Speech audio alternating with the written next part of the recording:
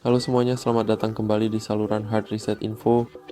Di video ini saya akan tunjukkan dengan mudah cara mengaktifkan atau menonaktifkan akses penggunaan untuk aplikasi di Kiwi TV. Jadi pertama-tama kita masuk ke pengaturan. Kita gulir ke bawah ke aplikasi. Di sini. Kita pergi ke akses aplikasi khusus. Dan di sini kita memiliki akses penggunaan. Ini pada dasarnya memungkinkan sebuah aplikasi untuk mengontrol apa yang Anda lakukan dan seberapa sering Anda melakukan sesuatu dan banyak lainnya. Jadi, jika Anda ingin menonaktifkan Google, maka nonaktifkan saja. Dan itu saja. Terima kasih teman-teman telah menonton. Pastikan untuk memberi suka, berlangganan, dan sampai jumpa di video selanjutnya. Sampai jumpa.